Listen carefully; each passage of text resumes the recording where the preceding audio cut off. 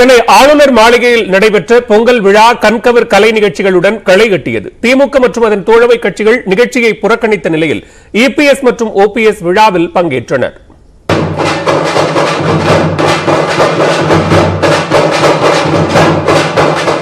சென்னை கிண்டியில் உள்ள ஆளுநர் மாளிகையில் பொங்கல் விழா வெகு விமர்சையாக கொண்டாடப்பட்டது. நேற்று மாலை நடைபெற்ற இந்த விழாவிற்கு வருகை தந்த ஆளுநர் RN ரவி மற்றும் அவரது மனைவி லட்சுமி ஆகியோருக்கு பாரம்பரிய முறையில் பரிவட்டத்துடன் வரவேற்பு அளிக்கப்பட்டது. வெள்ளை நிற வேட்டி சட்டையில் ஆளுநரும் ரோஜா நிற சேலையில் அவரது மனைவியும் பொங்கல் விழாவில் பங்கேற்றனர்.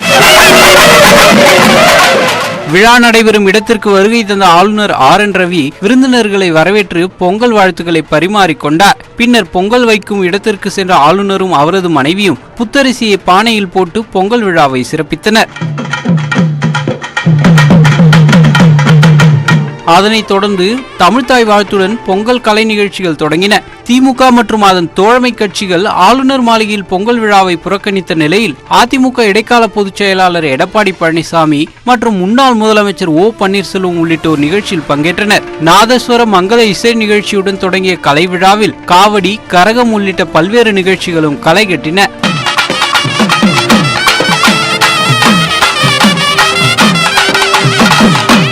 நிகழ்ச்சியில் பங்கேற்ற மாணவ மாணவியர் தங்களின் சிலம்ப திறமைகளை வெளிப்படுத்தி அசத்தினர். அதனைத் தொடர்ந்து மரக்கால் ஆட்டம், தப்பாட்டம், கை சிலம்பாட்டம் உள்ளிட்ட நிகழ்ச்சிகளும் இடம்பெற்றன.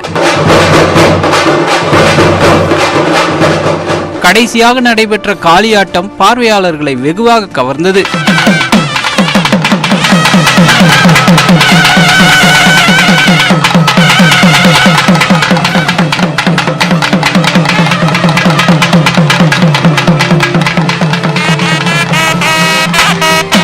கலை நிகழ்ச்சியின் முடிவில் கலைஞர்களுடன் இணைந்து ஆளுநர் RN ரவி புகைப்படம் எடுத்துக்கொண்டார். பின்னர் கலை நிகழ்ச்சிகளில் பங்கேற்றவர்களை ஆளுநர் கௌரவித்தார். தொடர்ந்து உரையாற்றிய தமிழ்நாடு ஆளுநர் RN ரவி கலை நிகழ்ச்சிகளில் பங்கேற்ற கலைஞர்களுக்கு நன்றி கூறிய போது தமிழ்நாடு என்ற வார்த்தையை பயன்படுத்தினார்.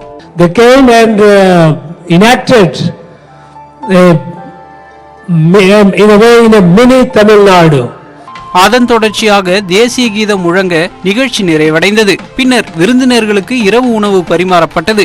அதிமுக உட்கட்சி பிரச்சனை தொடர்பான வழக்கு உச்சநீதிமன்றத்தில் நடந்து வரும் நிலையில் எடப்பாடி பழனிசாமி மற்றும் O பன்னீர்செல்வம் ஆகியோர் ஒரே மேஜையில் அமர்ந்து ஆளுநர் மாளிகையில் சாப்பிட்டனர்.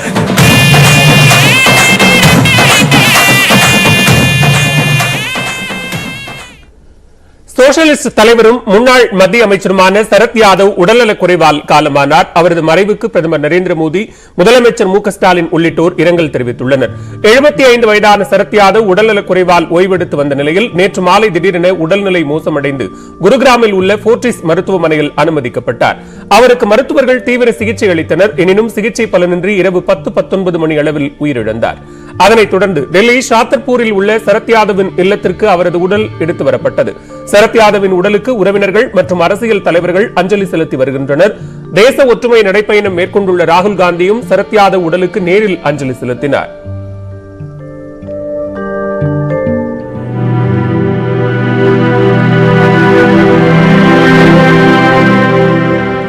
சரத் யாதவின் மறைவு வேதனை அளிப்பதாக பிரதமர் நரேந்திர மோடி தெரிவித்துள்ளார். அவர் வெளியிட்டுள்ள இரங்கல் செய்தியில் MP, அமைச்சர் என நீண்ட ஆண்டுகள் பொது வாழ்வில் தனித்து விளங்கியதாகவும் அவருடையான கலந்துரையாடல்களை எப்போதும் மறக்க மாட்டேன் என்றும் குறிப்பிட்டுள்ளார். இதேபோன்று முதலமைச்சர் ஸ்டாலின் வெளியிட்டுள்ள இரங்கல் செய்தியில் சரத் யாதவ் மறைவு ஆழ்ந்த வருத்தம் அளிப்பதாக கூறியுள்ளார். சரத் யாதவ் கடைசி மூச்சு வரை ஜனநாயகம், மதச்சார்பின்மைக்காக ஆழ்ந்த அர்ப்பணிப்புடன் இருந்தவர் என்றும் முதலமைச்சர் புகழாரம் சூட்டியுள்ளார்.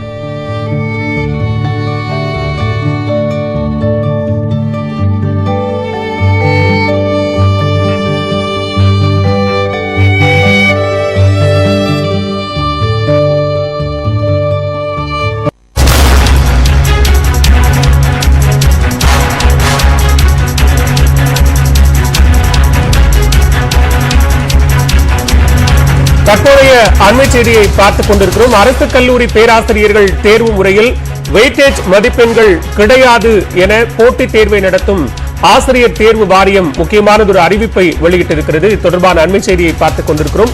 இத்தொடர்பான கூடுதல் விவரங்களோடு இணைகிறார் எமது செய்தியாளர் கீதன். கீதன், தற்போது அரசு கல்லூரி பேராசிரியர்களுக்கான தேர்வில் வெயிட்டேஜ் கிடையாது என்கிற அறிவிப்பை தற்போது வெளியாக இருக்கிறது. தொடர்பான விவரங்கள். அரசு கல்லூரிகளில் இந்த விரிவுரையாளர் பணிகளுக்கு தேர்வு செய்பவர்களுக்கு அந்த 7.5 ஆண்டுகள் அவர்கள் பணிபுரிந்திருந்தால் அவர்களுக்கு 15 மதிப்பெண்கள் அவர்களுக்கு வெயிட்டேஜ் முறையில் மதிப்பெண்கள் வழங்கப்படும் என ஏற்கனவே அறிவிப்பு வெளியாகி இருந்தது. அதற்கான அரசாணையும் தமிழக அரசால் பிறப்பிக்கப்பட்டிருந்தது. தற்பொழுது தமிழக பள்ளிக்கல்வித்துறை ஆசிரியர் தேர்வு வாரியத்தை மறுகட்டமைப்பு செய்து ஒரு அறிவிப்பை நேற்று வெளியிட்டிருந்தது. அதில் இந்த வெயிட்டேஜ் முறை இனி கிடையாது என்று தெரிவித்திருக்கின்றது. குறிப்பாக இந்த அரசு கல்லூரிகளுக்கு இந்த விரிவுரையாளர்களாக பணிக்கு வருபவர்கள் ஏற்கனவே அரசு கல்லூரிகளிலோ அல்லது தனியார் கல்லூரிகளிலோ அவர்கள் பணிபுரிந்திருந்தால் அவர்களுக்கு அந்த வெயிட்டேஜ் மதிப்பெண்கள் வழங்கப்படும் என தெரிவித்திருந்த நிலையில் தற்பொழுது அவர்கள் அந்த போட்டித் தேர்வு எழுதி அந்த போட்டித் தேர்விலிருந்து அவர்கள் அந்த மெரிட் பேஸ் மட்டுமே கணக்கில் கொள்ளப்படும் என தற்பொழுது அறிவிக்கப்பட்டிருக்கின்றது. இதன் காரணமாக இந்த அரசு கலை மற்றும் அறிவியல் கல்லூரிகளில் கௌரவ விரிவுரையாளர்களாக பணியாற்றி வருபவர்கள் ஏற்கனவே அரசுக்கு கோரிக்கை வைத்திருந்தார்கள். அந்த கோரிக்கையின் அடிப்படையில் அரசும் அந்த வெயிட்டேஜ் மதிப்பெண்கள் வழங்கப்படும் என்று அறிவித்திருந்த நிலையில் தற்பொழுது மீண்டும் மற்றொரு அறிவிப்பாக வெயிட்டேஜ் மதிப்பெண்கள் முறை கடைபிடிக்கப்படாது என தற்பொழுது அறிவிப்பு வெளியிடப்பட்டுள்ளதால் அந்த அரசு கல்லூரிகளுக்கு இந்த ஆசிரியர் பணிக்கு காத்திருப்பவர்கள் தற்பொழுது என்ன செய்வதென்று தெரியாத ஒரு நிலைக்கு தள்ளப்பட்டிருக்கின்றார்கள். இந்த முறை இனி வரும் காலங்களில் தொடர்ந்து தேர்வுகள் கடைபிடிக்கப்படும் என்பதும் ஆசிரியர் தேர்வு வாரியத்தின் அறிவிப்பாக உள்ளது. நன்றி கீதன், விரிவான விவரங்களுக்கு. இடைவேளைக்கு பிறகு மற்ற செய்திகளை விரிவாக பார்க்கலாம்.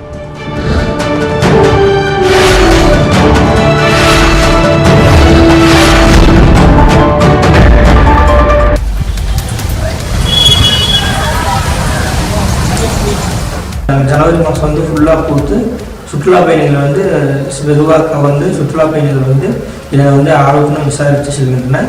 மேலும் இதனிடத்தில் புகைப்படங்கள் செல்ஃபியெல்லாம் எடுத்து பகிர்ந்து கொண்டிருக்கின்றனர். செரி மரத்தின் அருகே நின்று ஏராளமானோர் ஆர்வத்துடன் செல்ஃபி எடுத்து மகிழ்ந்து வருகின்றனர். சபரிமலை மகரஜோதியை முன்னிட்டு கேரள மாநிலம் எருமேலியில் 2வது நாள் பேட்டை துள்ளல் நிகழ்ச்சி விமர்சையாக நடைபெற்றது. சபரிமலை ஐயப்பன் கோயிலில் வருகின்ற 14ஆம் தேதி மகரவிளக்கு பூஜை நடைபெற உள்ளது. இதில் பங்கேற்க மாலையிட்டு விரதம் இருந்து பெருவழிப்பாதையில் செல்வோர் தங்களது பயணத்தை எருமேலியில் தொடங்குவது வழக்கம். அந்த வகையில் ஐயப்ப பக்தர்கள் புனித நீராடி பாபர் சுவாமிகளின் பள்ளிவாசலில் வழிபட்டு பேட்டை துள்ளல் நிகழ்ச்சியில் பங்கேற்றனர்.